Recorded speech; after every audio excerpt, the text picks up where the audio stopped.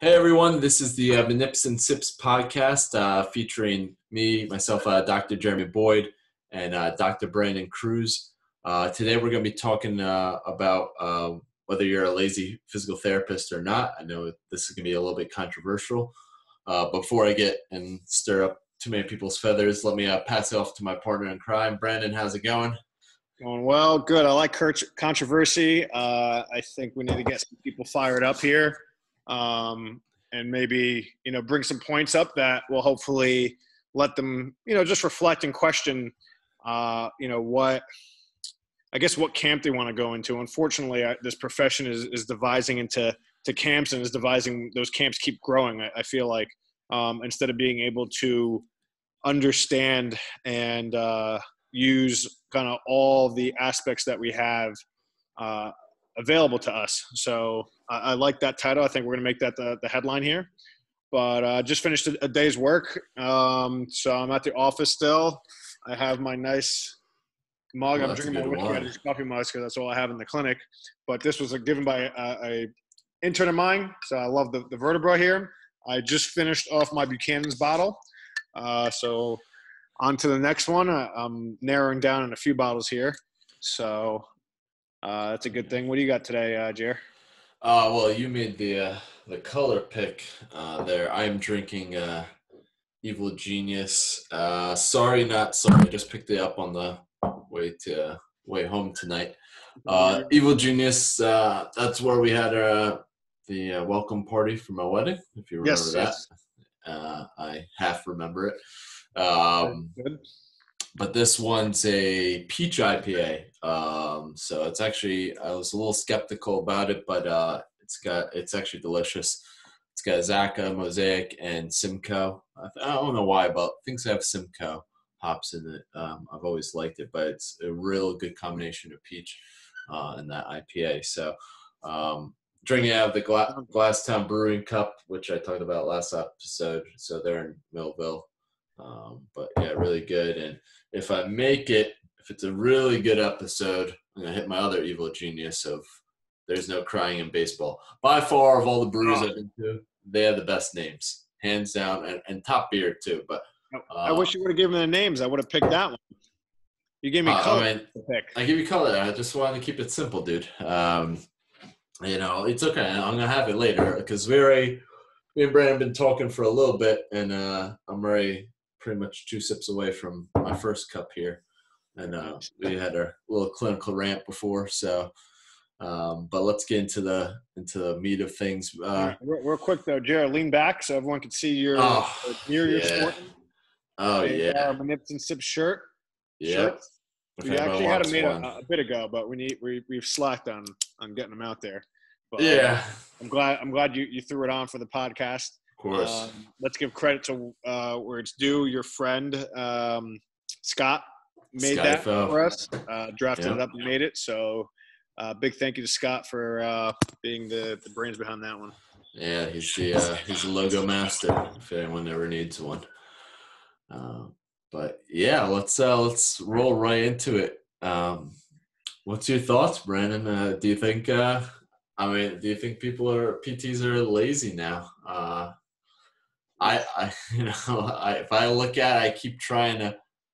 I don't know why. I mean, for a while, I think where I used to work was like try not to throw our local PT practices under a bus or anything like that. I don't try and throw the profession under the bus, even if they just did pretty much passive stuff all day.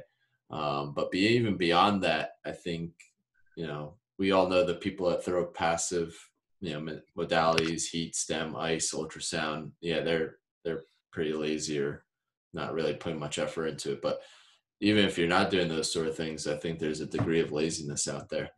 Um, and Yeah, I it's don't been I rough. don't know if it's lazy or not, but I think that pendulum has swung too far.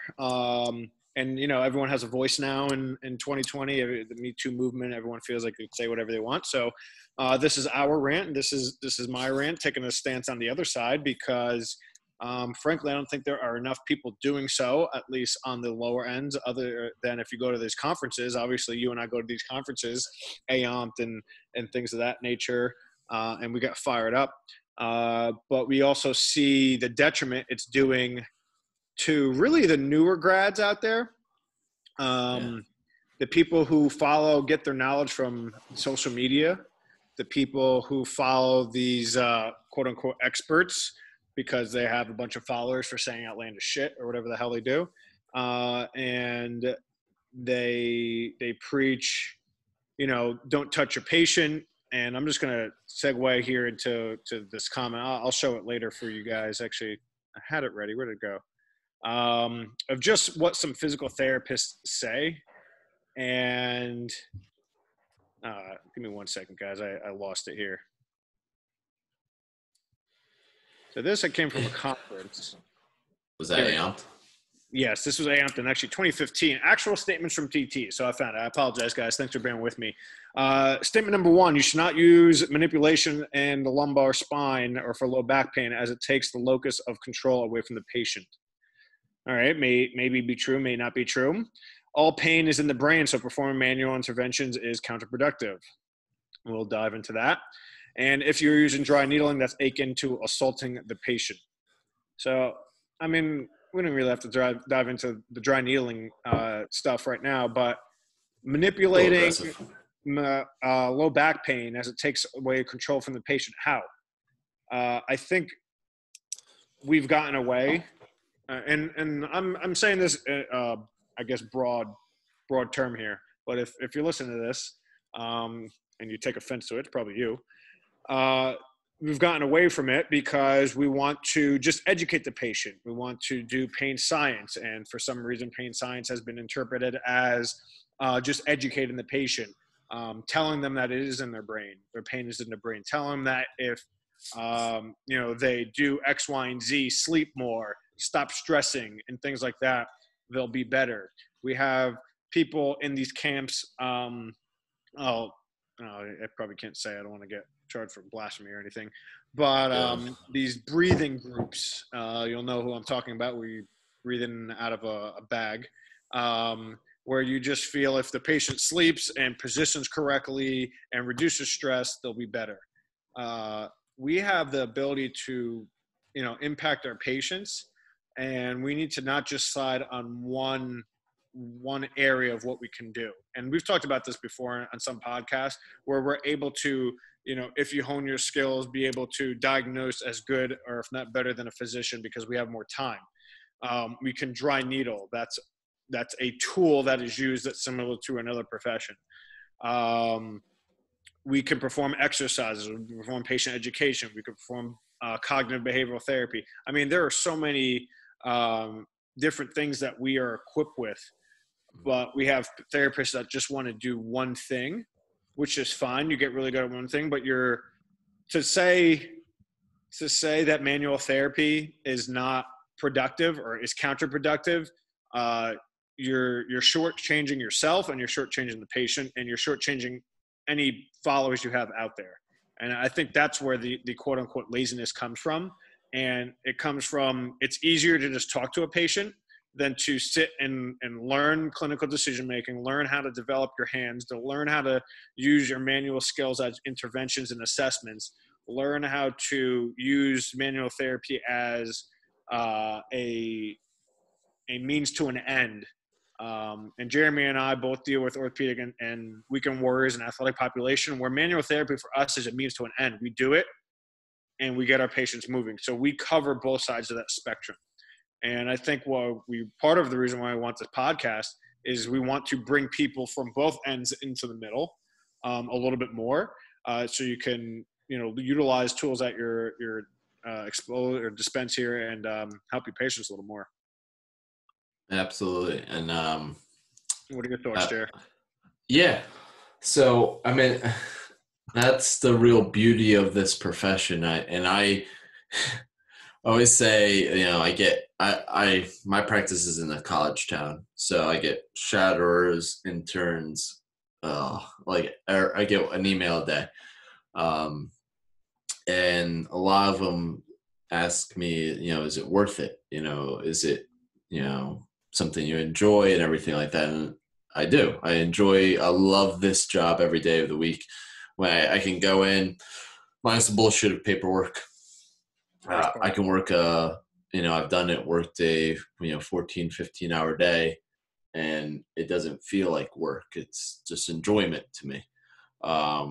And it really is a beautiful profession. And I think our profession's the most unique of the healthcare, or whether we allied healthcare professionals, or I don't even know what the hell that is, that allied healthcare. But apparently that's what we are. They like to put Like, whatever. It is what it is. yeah, was.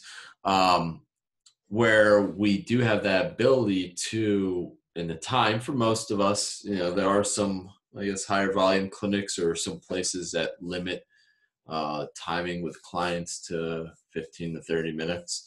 But we have that ability to do a little bit of everything, of education, which, you look at your clinical practice guidelines, that JSPT releases is always high up on the list, and I fully agree with.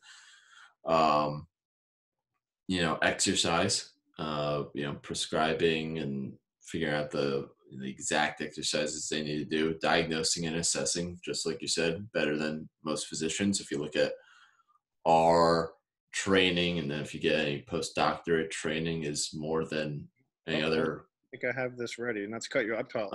You keep going. More than most medical professionals besides your specialized orthopedic surgeons. We also, and that's a time thing too. A lot of our surgeons, they might have gone years of residency training and fellowship training for themselves. But it's a time thing, most of the time they're in there and they have to, what we see in an hour, they have to see, 5, 10 clients and bang them in and out. We have the time to do all these sort of things. We have the time to,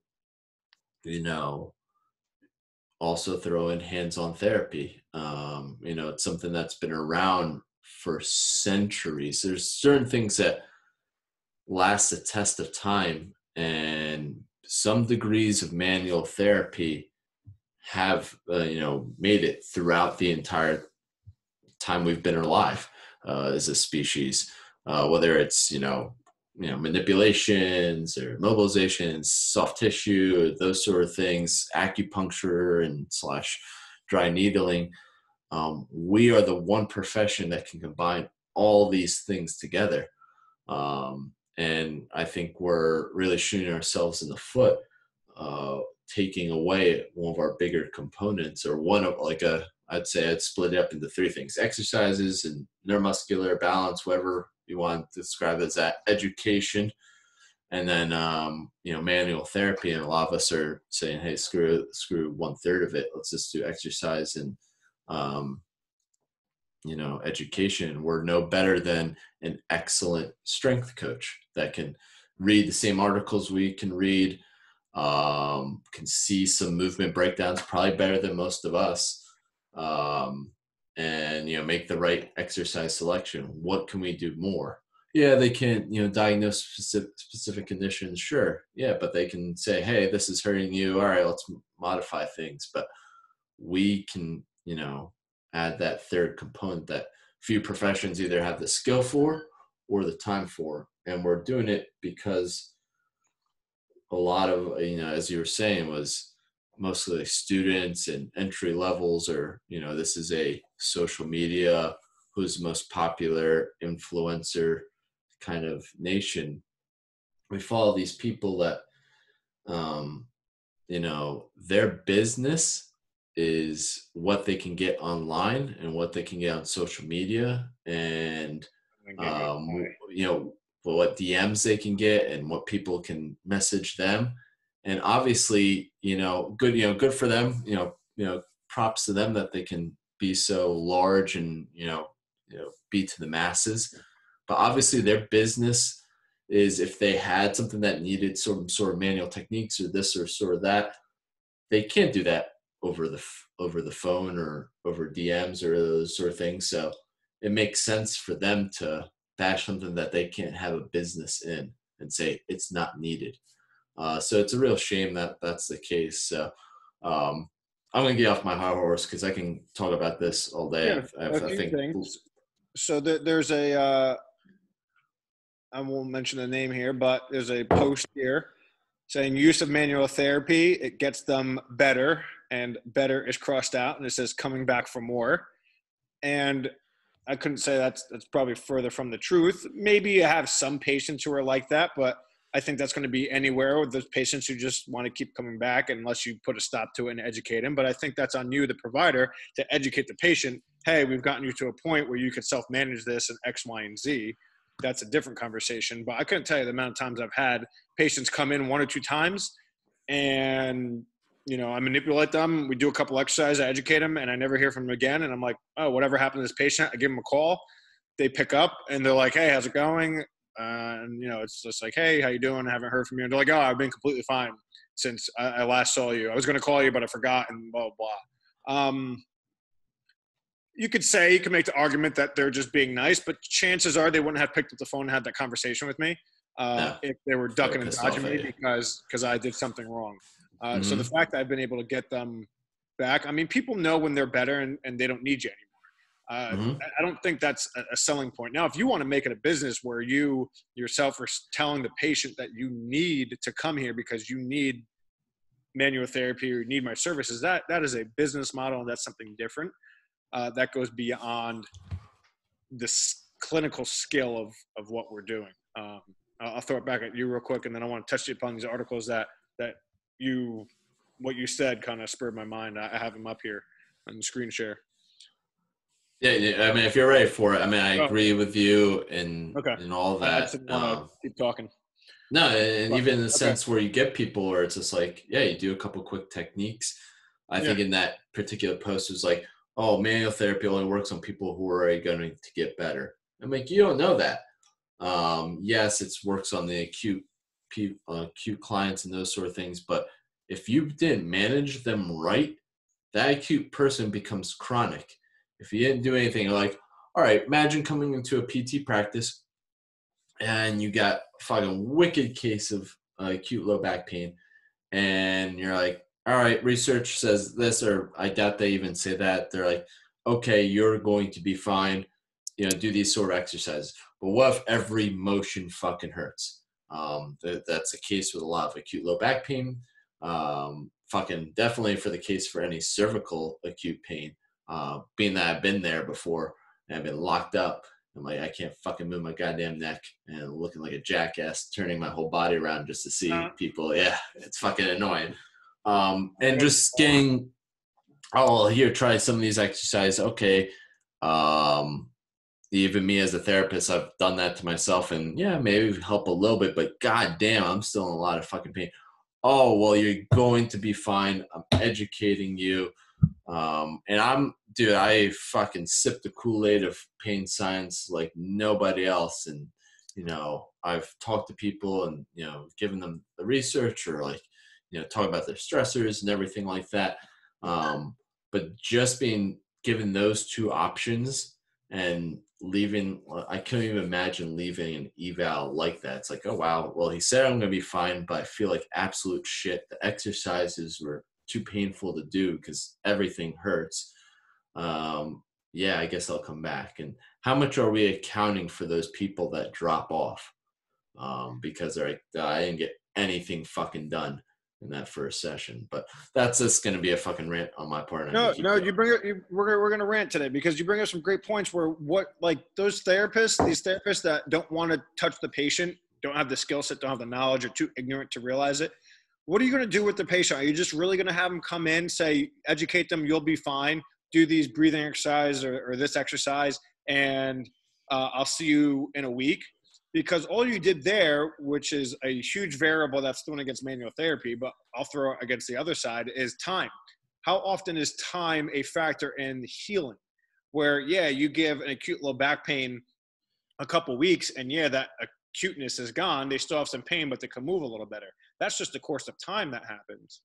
Like, how about you expedite that, from 3 weeks down to a couple of days? I actually had a kid the other day come in, college kid, acute low back pain, messing up lifting, saw him, and then he did not come in Monday because he had some schoolwork. I talked to his mom because she came in, and he was like, yeah, his back's fine. Like, that was it. One session. I don't even need to see him. That was it. Is it maybe a little stiff? Could it be? Possibly, but he's able to carry on with his day where he would call me the day before saying, I need to come see you because he couldn't move. Like you said, every direction hurt him. Got him in, spent half an hour with him, and that was it. And then we moved on. But all right, enough of that. Let me we both have stories for days on this. Yeah, we can go for days. But go ahead. So I'm still on screen share, right? Cool. Yeah, it's all you. All right, so this article, we're talking about who knows more, right? Us or physicians. Other medical providers. Right. So this is a study done by John Childs. Which I think they should redo. I mean, it's from 2005. I would love it if they redo it. And especially if they included, like... They don't have fellows in here. No, that's what I'm saying. It's, it's 2005. So I just screenshotted the picture that's in this article, and it goes into it. But, I mean, when you look at who knows more, you have your orthopedics, and this is knows more in terms of, like, anatomy and how to manage these cases. All right? And I'm going to question managing cases here because if your answer to managing cases is surgery, not every case needs a surgery. So I'm sure we could probably split that aspect in the surgery down, or in the article down a little bit more. But aside from orthopedics, PTs, especially board certified ones, know more. Students know more. So if you have a general practitioner or a gynecologist or an intern, like, you know more than them. You as a DPT intern know more than them. This is always a hot topic. These DPTs who come out and they don't want to call themselves doctors because the guy next to them is like 45 and he has their master's or she has their master's, and they feel bad because that person has more experience than them than not. And that's a different conversation because some of these DPTs are a little too arrogant. Going back to that slide we had last, Jeremy, if you could pull that up in a second, that expert and knowledge one. But you're over here, a DPT student, you know a good amount of stuff and how to manage some stuff. Are you where you need to be? Are you the final product as a student or a new grad? No, but you're pretty far along, especially compared to other professions. So we were talking about that. I just wanted to show that there is some research there done in that, and that's one of my favorite studies. Yeah, and again, I think it'd be great if they. Obviously, we're biased if they throw in that, more advanced things. Maybe get like doctors of science or your fellows and those sort of things. Let's see where we're at on the same sort of let me get off levels. I'm trying to find that. Yeah. All right. I'll keep talking then. I have a lot of articles on this where we need to go as a profession. And it really comes down to, do you want to take an hour and read a fucking article to change your thought process? And this is by Timothy Noteboom. Oh, yeah. And Josh Cleland. I mean, some really awesome people in our profession here. Can I get on another quick rant? Yeah, actually, because I pulled up just a real quick rant. Like I mean, again, kudos to these guys because they can get 500,000 followers and good for their business and all that sort of stuff. But they claim they're researchers and stuff like that. If you look at any of them, none of them are involved in any fucking research, really. The one person you mentioned, he was involved in one fucking study, and that was it. And if you're looking at the real people like Cleland, Flynn, Childs, Whitman, all these sort of people, they're fucking in the research all the time in all the most important articles and those sort of things.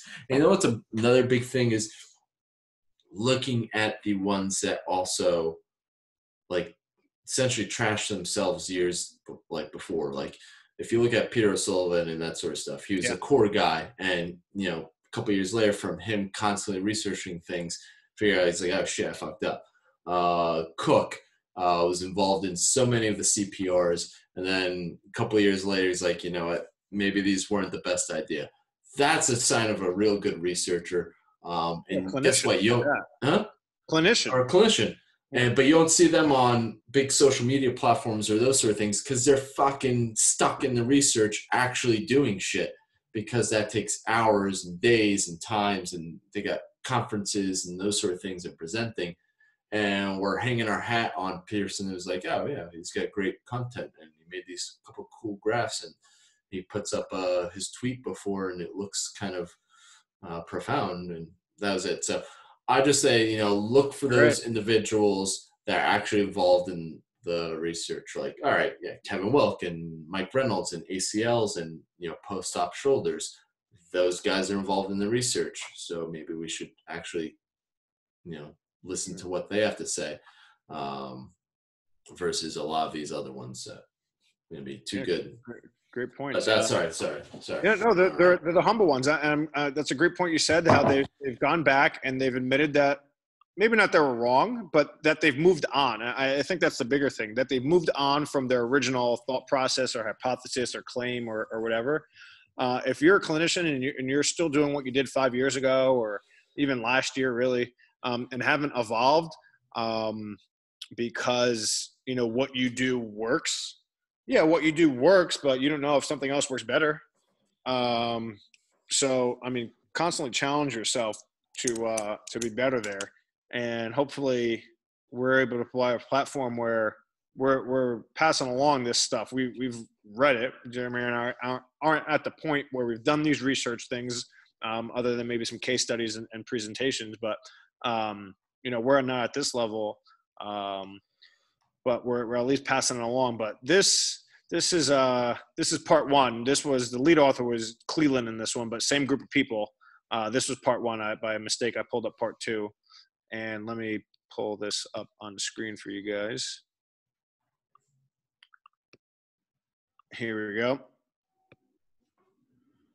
So just to read real quick, I love this paragraph right here. Many physical therapists believe that practicing evidence-based practice requires too much time for the busy clinician. And I think, Jeremy, you touched upon those people in the busy clinics. But in reality, the purpose of evidence-based practice is to improve the efficiency in clinical decision-making, to assist clinicians in selecting and applying interventions that will maximize positive patient outcomes and obviously do it faster.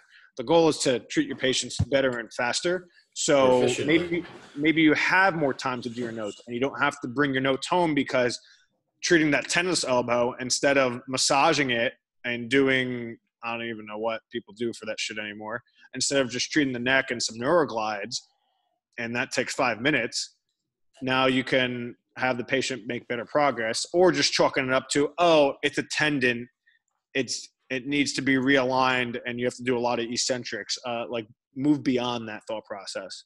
And that's the goal of evidence-based practice, except it takes some upfront time to learn it. But once you learn it, it's like a snowball, it's all downhill. Piggybacking off of this one, since we're on evidence-based practice, let me pull up, where is he? There we go. This is another favorite one of mine. Philip Sizer. Evidence-based practice was originally developed to increase use of epidemiology and statistics in clinicians' practice. It was never intended to de-emphasize the clinician's experience or patient biology, beliefs, and values. That's another thing I think we have lost, is the combination and learning how to blend evidence with your skill set or knowledge as a clinician, as well as the patient's values. So, that's going to ebb and flow, and that's going to, go across the spectrum for each patient. And you need to learn and discern when to use a hands-off approach, when you can be lazy, quote unquote, and it's okay. And when you maybe need to do a little less talking and listen and do more listening, and or maybe do some manual therapy to calm some things down, especially if that's the patient's expectation, is to have, they're coming to you for help. They're expecting you to put their hands on them. Meet them halfway. Mm-hmm. That's something I always ask, is what, I think I got this from Bill Egan, was, what do you feel like will make you better? Is there anything even outside the scope of physical therapy, A lot of times is like, oh, I think I just need this to be stretched, or I need a good crack. And I always get super happy at those moments, but they stretched or something needs to be kind of pushed or whatever. I'm like, okay, so they're saying their brain is perceiving, their conscious and subconscious mind is saying, oh, all right, something needs to be done in XYZ area. So whether it's a placebo effect with manual therapy or not, when something like that is happening, you got to take advantage of it. Yeah, that's a good example of it. But what you're talking about, like with it's a good example of in that study that you brought up before was taking away, if you're falling into a tribe or getting stuck to one way and you're kind of ignoring some things.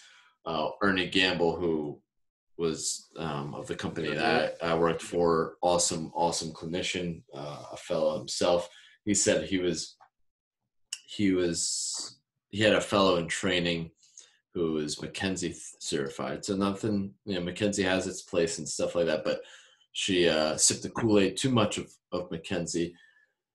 I don't know if it was acute or subacute low back pain or something like that, but kept, I think it was an older lady for some odd reason, and just kept trying to run her through the McKenzie protocol, do extensions, and the whole, like, looking at the low back pain treatment-based classification, he said it screamed manipulation or mobilization, and she, like, the fellow in training did not do it, and he gave her opportunity and those sort of things, and then, like, she had no improvements with what the student or the fellow in training was doing, and until he had to move in, because obviously this was in our clinic and stuff like that, and he did the whatever technique, I don't know what he did. It was some sort of manual therapy, and huge difference. She was like, felt amazingly better. So that's, something not to get stuck in a tribe. Tribes are, I forget what you said there, Brandon, but yeah, I can't remember right now. Groups or whatever it may be, but camps. Yeah. My mentor used to say tribes, camps, tribes, whatever it may be. It's good to be diverse with these sort of things. But I see that you brought up the low back pain subgroups there. Yeah, and all this is a starting point. It's not to say I don't do this. There are people who have screen manipulation and they don't respond to it, and I know that's not going to respond to it, and I maybe have to use this. There's people who scream specific exercises, and I know they'll do better with manipulation, or maybe I need to get them moving first and get things calmed down, wait a day or two because they're too acute, and get them over. I mean, this should be just a jump off point and a starting point. Those people who take and hopefully we won't get in trouble here, but we're talking about McKenzie. I mean, you take this long series to learn one school of thought, and at least when it comes to this, the treatment-based classification, which, by the way, it's been updated, and it takes a lot more into account, and it's not just this 4-quadrant here. But let's just, for simplicity purposes, you just spend, I don't know how many courses and thousands of dollars learning one thing, and it's only to deal with people with this. Yeah. But anyway. And what happens if you get all 4? I've had that with a client. Stanton had an article on that. Stanton, and I believe it was 2012, where it's like you may have people who have 2 or 3 of these. Yep. At which point you have to figure out which is the low-hanging fruit, which is the main driver, and that may be trial and error. That may be obviously doing a thorough evaluation and assessment and seeing which one you think they'll respond best to, and then do one. And then you chip away. It's like an onion. You peel away different onions. So maybe that first layer is a manipulation. Maybe a second layer, maybe a first layer is extensions. You calm it down. Then you do a manipulation. Then you do some motor control stuff. But it should always be evolving, I'm going to butcher this. Cam said this, basically, how every time you're treating a patient, you should reassess them, basically, because it's a different case. Yep. And yeah, that may be taken to extreme, but if you're, let's say 3 sessions, 5 sessions in, and you're doing the same thing you did session 1, well, that patient hopefully is still not presenting the way they, if you did your job right, the way they did in that initial assessment. So you need to evolve your treatment pattern literally every session, at least every session, if not multiple times within a session, because every time you do something, hopefully they're changing, and now you have to address a new impairment or a new limitation or whatever the case may be. So that needs to happen all the time, not just, oh, okay, that's good, just do that other exercise 10 times. Like it should be more than that. Yeah, I agree. And that requires you to think. I like in my clinic and stuff, it must drive my students. We don't have aides or anything like that up a wall, as they're sometimes I'll like throw them on their bus. I'm like, all right, the next patient's gonna come in. I want you to try and develop something. And we don't have any flow sheets or anything like that. I tell my students not to look at, the previous flow sheet or exercise, because I'm like, you should base things off of what they say that day coming in. Big reason why I, stopped going crazy with like, functional surveys and that sort of stuff, because I'm asking right there and then what they still have a problem with, and I'm letting my brain do whatever freaking algorithms are up there to break it down and see what I need to test, assess, and develop a plan for. Not easy for obviously students and those sort of things, but that's how it should be. It's just constantly evolving. It literally evolves sometimes within the session.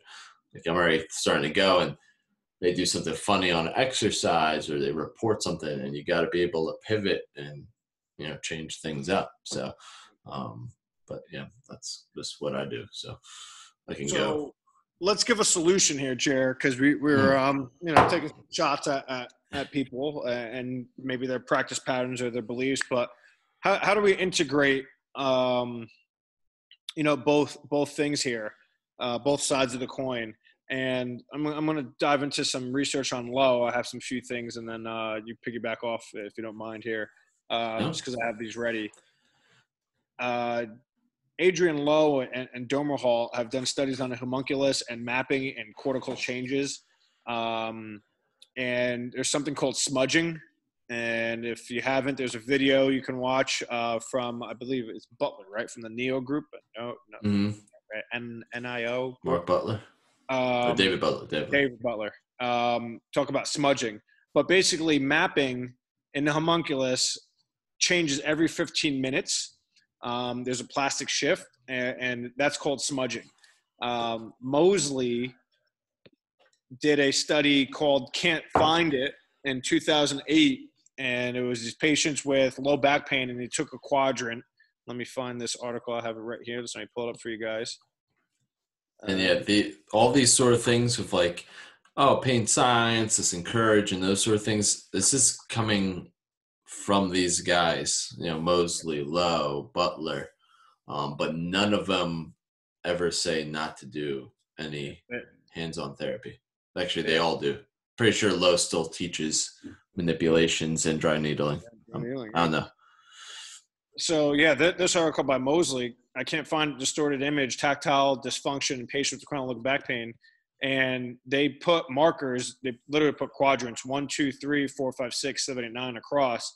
And they would tap a point and ask patients to tell them what area of the back that they were in. And they couldn't do it, the ones with chronic low back pain.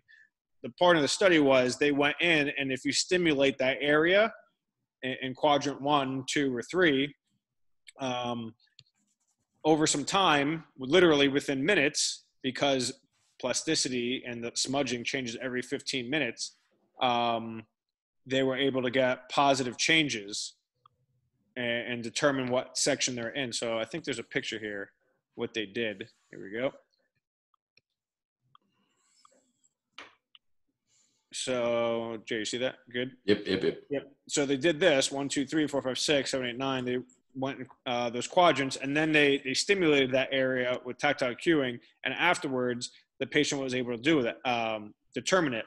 Adrian Lowe then took this study, or this concept, a step further, with, let me find this other study. Nope, that was not it. It's hard to keep these articles in line while you're doing this. Here we go. All right. He then took that concept a step further with this guy. The effect of manual therapy and neuroplasticity and chronic low back pain, and basically mobilize people in those segments, therefore utilizing manual therapy and pain science principles and getting people better. I believe I was at a lecture with him, and he talked about even mobilizing or telling the patient, I'm on L1 and mobilizing it. Understand what that feels like. I'm on L2, mobilizing it, understanding that feels like. I'm on L3, all the way down. And then as he goes and mobilizes, he asks the patient, what segment am I on? And changes it. Now you're getting that patient involved actively in a passive treatment or modality. How do you blend these two together? And that comes from these two articles here that I was talking about. One article piggyback off of another. So like Jeremy was saying, these are pain studies about pain science and utilizing manual therapy, and then following it up with some type of exercises. With that, their forward flexion also improved. That's this study where they looked, here you go, 1, 2, 3, they tactily cued them. They did a before and after of a toe touch, and their toe touch improved, I think it was 3 inches, if I'm not mistaken, but whatever it was significant. It was a significant measurement. All they did was tactily cue the patient with in this map here. So, I mean, that's how you really tie it all together. Enough of my rant. Jerry, what do you got? No, I mean, You you summed it up pretty nicely. And I know in previous, podcasts, I say, test it out. Don't just believe, what you see on social media and those sort of things. I know all you students have gotten some form of manual therapy. So don't be afraid to test it out, and obviously when it comes to research, we just presented tons of research to you at this point. So we're equally evidence-based. But yeah, no, I think that's a good way to tie things together. And, I think, if you use what we previously talked about, those test retest principles, you'll have a more grand effect using probably some sort of manual therapies. And believe me, I want to be as efficient as possible. I want to do as least amount of work, get my clients better, quicker, faster than anyone.